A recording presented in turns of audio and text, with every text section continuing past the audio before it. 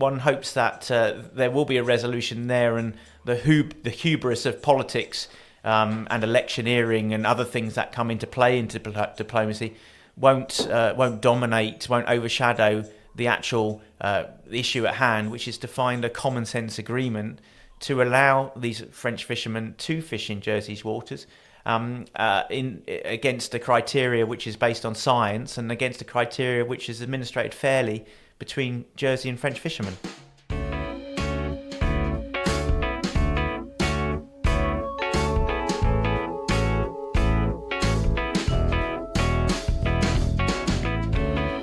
That was Express reporter Julian Morel, and this is the Bailiwick Podcast with me, James Filial. Yesterday, 60 protesting French fishing boats, 2 Navy patrol boats, and negotiations shouted across the water in St Helier Harbour. Today, at least in Jersey, all seems quiet. But are we off the hook now in the French fishing crisis, or is the real work to tidy up what has become a major international incident now just beginning? Has Jersey become the loose end which threatens to unravel the never-ending Brexit controversy? Our reporter Julian Morel was out with the French boats yesterday morning, and he joins me now. Julian, just give me a sense of what that was actually like being out with the French boats yesterday. What was the atmosphere like, perhaps? Well, it was certainly wet. I would say the atmosphere was actually quite calm. There were a lot of boats. They did come relatively close to the harbour. They didn't actually come through the pierheads themselves. They were pretty respectful, actually. And despite a couple of local people wanting to perhaps inflame things by firing muskets and banging boats, it did actually remain quite a calm affair. And that really was reflected in the about 45 minutes of negotiations that happened between French representatives, fishing representatives, and the Jersey government, which was quite a strange affair, but quite a diplomatic affair in the harbour, with the French on one boat, the Jersey authorities coming on the Normandy, the fisheries patrol vessel, coming alongside and talking over the rails in order to stay with the COVID restrictions. And the feedback from that was that the discussions were cordial, they were friendly. The French weren't particularly happy that they didn't get exactly what they wanted, but I think the takeout from that was that a communications channel was opened between the French fishermen and Jersey that wasn't there before. So if that communication channel can be exploited to both parties' advantage, then I think yesterday wasn't just a show of force, and it actually has been an exercise of benefit. Often when you get a major incident like that, communication is what's blamed. People say, it was a communication failure or communication broke down. What's your sense of how accurate that phrase is for yesterday? Was it all about communication, or were there wider issues? It does seem to have fallen down to communication. At least that's the Jersey argument. They say that because this is a international treaty, it really is based on the whole Brexit trade agreement between the UK and Europe. This is a very high-level agreement of which Jersey had a number of paragraphs related to it in the other Crown dependencies.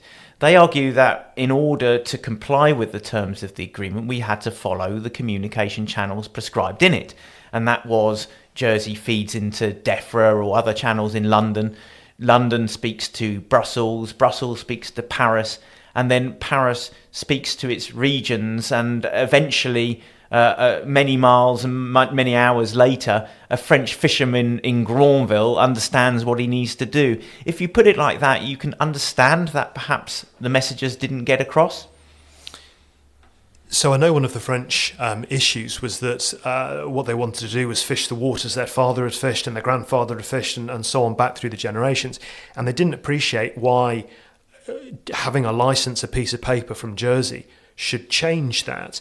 So do you think that's going to be able to be resolved with them? How does Jersey get that point across, that actually things are different now, the world has changed after Brexit?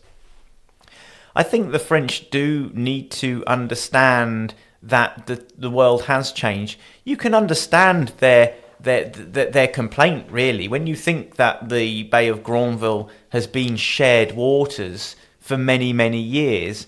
Before the Bay of Granville agreement that was signed in 2000 and came in 2004, the areas between Jersey and France, aside from just around the offshore reefs and the island itself, it was common sea. these people, their fathers and grandfathers and great-grandfathers, have shared these waters. They really don't see it as a British Sea and French Sea. They see it as the Bay of Granville, a few miles off their home port. So you can understand that their livelihoods and their traditions have been deeply impacted by this, and that leads to frustration and anger. Of course, what has happened is Brexit has come along, and the irony being Jersey not being a signatory to it. However, Jersey now has control of its territorial waters and is able to issue licences. And those licences have come with conditions, and the French argue that we didn't know anything about these conditions. The EU, incidentally, are saying, well, we're not sure, we don't think these conditions are correct either, and that's probably moving on to the next phase of this story. But the Jersey is steadfast in saying, actually, we've read the TECA many times, and so have our lawyers.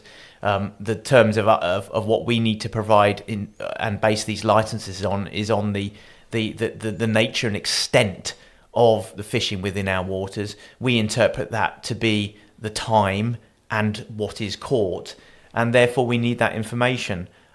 So the next phase, as I say, it probably will move out of Jersey's hands and move to a higher level, possibly between Brussels and London. So let's move into that. The European Commission were quite clear yesterday, saying that they thought that the conditions underneath these licences had broken the Brexit agreement effectively. Well, that's obviously a very serious thing for them to say. Brexit is a major international treaty, and in their words at the moment, Jersey has breached that. Now, how serious do you think that might be, and what does Jersey say in response?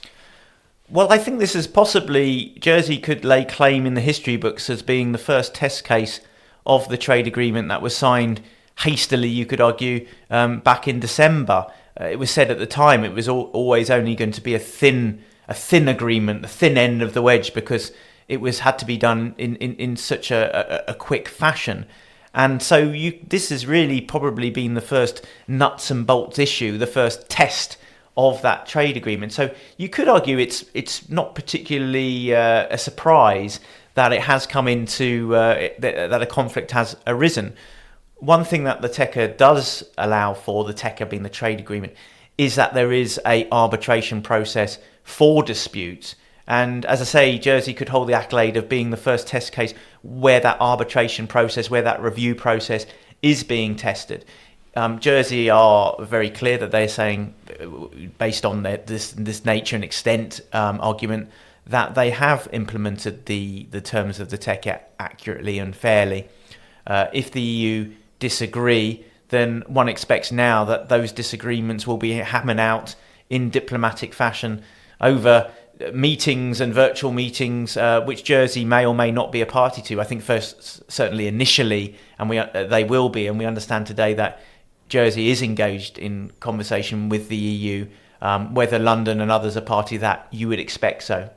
So is that what happens next? Yesterday was flares and shouting and Navy patrol vessels and all that kind of heat and not much light.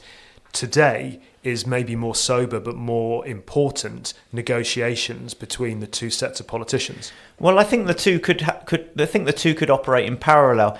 Locally, the local issues between French fishermen and Jersey.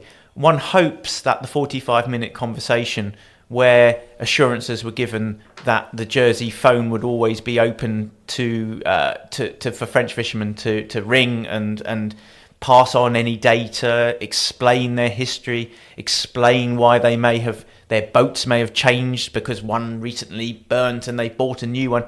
You hope that those practical difficulties will be ironed out by a simple explanation between the two sides. And I suppose it raises the question of why this channel wasn't opened initially, and it would be a failing perhaps of the TECA if it was so stringent that those channels of communication weren't open. But we are where we are, and hopefully common sense has prevailed on that. In parallel, of course, you have the high level diplomacy going on between the parties of the TECA. Again, as I said, that may be taken out of Jersey's control, or at least their voice won't be quite as loud as it was yesterday. But one hopes that there will be a resolution there, and the hubris of politics and electioneering and other things that come into play into diplomacy won't dominate, won't overshadow the actual issue at hand, which is to find a common sense agreement to allow these French fishermen to fish in Jersey's waters against a criteria which is based on science and against a criteria which is administrated fairly between Jersey and French fishermen. Julian Morel, thanks very much. That was Express reporter Julian Morel bringing us up to date on the ongoing French fishing crisis. Stay connected with Bailiwick online, on social, on radio and on this podcast, and we'll keep you right up to date with how this fascinating story is developing. Thanks for listening to the Bailiwick Podcast. You can find all the past episodes under the Listen tab on our website, bailiwickexpress.com, and of course in all the usual pod places. The music at the beginning and the end of this podcast is I Shift My Weight by Luno. More next week.